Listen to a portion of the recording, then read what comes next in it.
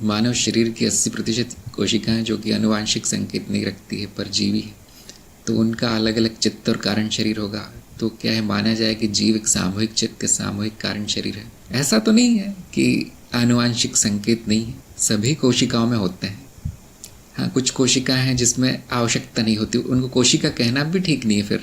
जैसे आपके रक्त कण है, रक्त कणों, केवल रक्त कण है वो, उनको कोशिका कहना भी ठीक नहीं है। तो सभी कोशिकाओं में आनुवांशिक संकेत होते हैं और उनका अपना जीवन होता है। लेकिन ऐसा कहना कि सभी कोशिकाओं का एक कारण शरीर है, वो भी ठीक नहीं है। ध्यान दीजिए, कारण शरीर की परिभाषा क्या है? कोई बता सकता है? कारण शरीर की क्या परिभाषा है? जैसी मुझे उम्मीद थी वैसा नहीं चल रहा। ये सारी परिभाषाएं दी गई है कार्यक्रम में। कारण शरीर क्या होता है? ऐसा कह सकते हैं कि हर कोशिका का सूक्ष्म शरीर होगा जो परजीवी है। परजीवी भी कहना उचित नहीं है उनको, वो वही तो शरीर है।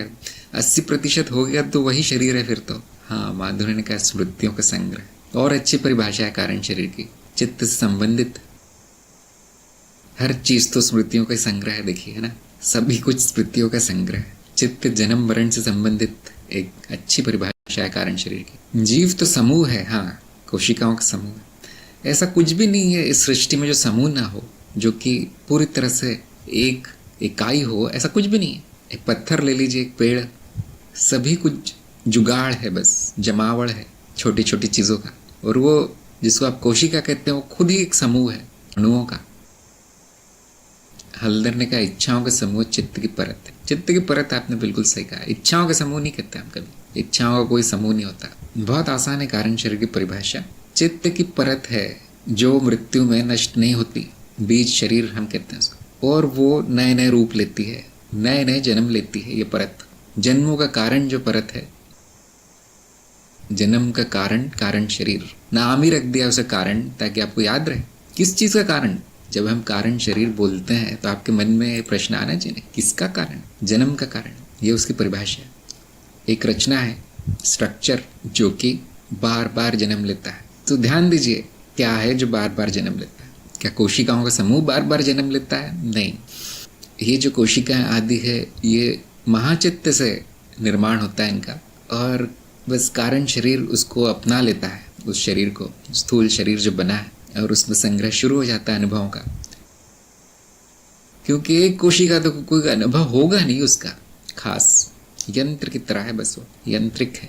जब ये संपूर्ण परत बन जाए, परती रचना बन जाती है, उसके बाद ही अनुभव शुरू होता है। जैसे आप जानते होंगे अनुभव इंद्रियों से आते हैं, तो कोशिका में तो कोई खास इंद्रियां होती नहीं, प्रक्रियाएं हैं बस। ऐसा मान लीजिए वो प्रक्रियाएं चल रही है महाचित्त में, जिसके कारण स्थूल शरीर का जन्म होता है। सभी को पता होगा भौतिक वस्तु है शरीर, भौतिक वस्तु। तो कोशिकाओं में एक या दो परतें होती हैं, अधिक से अधिक, उससे ज़्यादा कुछ नहीं होता। उनका कोई जीवन का लेखा जोखा कहीं संग्रह नहीं हो रहा। मेरी ऐसी मान्यता है, तार्किक लगता है ऐसा। उनकी स्मृति बहुत कम है, ना के बराबर। हाँ, शरीर में 80% दूसरे जीव हैं, सही बात है, जिनके आनुवांशिक संगठन मनुष्य का नहीं है। लेकिन घबराने की बात नहीं है, वो केवल जुड़ गए हैं इस शरीर से, शरीर के रख रखाव में काम आते हैं। ऊपर से संपूर्ण शरीर पारिस्थितिक तंत्र है और बाकी पारिस्थितिक तंत्रों का भाग है, इस पृथ्वी से अलग नहीं रह सकता ये। तो सभी कुछ एक जीवन है इस पृथ्वी पे, एक जीवन है केवल, वो सभी उसके भाग हैं।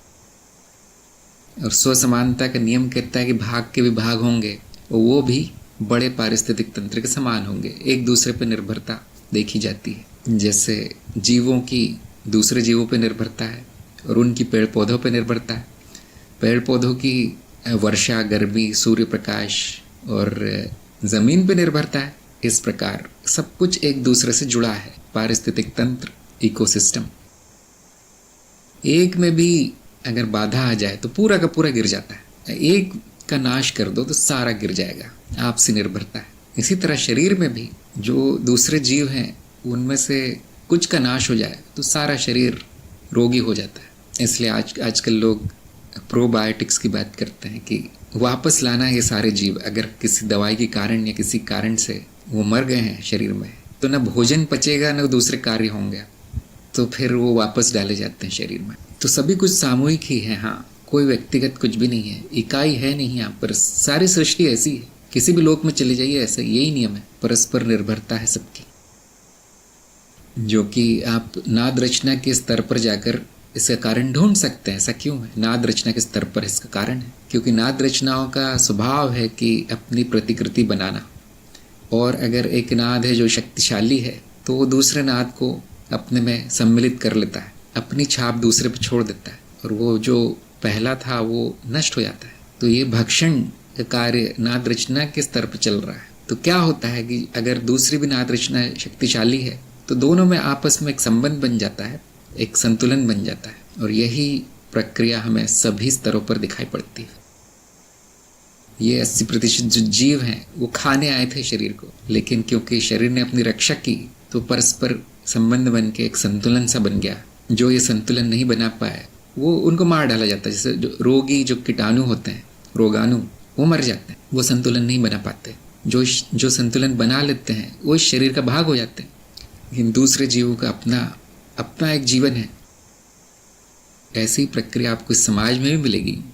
जो समाज के साथ संतुलन नहीं बना पाते, या तो उनको मार डाला जाता है, उनको निकाल दिया जाता है, या तो वो नुकसान पहुंचाते हैं समाज को। और जो मिलजुल कर रहते हैं उनका स्वागत है। जो फ़ायदा पहुंचाते हैं समाज को, उनको तो राजा बना दिया जाता है, नेता बना दिया जाता है। ऐसा ही है, सभी जगह ऐसा ही है, सारी सृष्टि ऐसी ही है।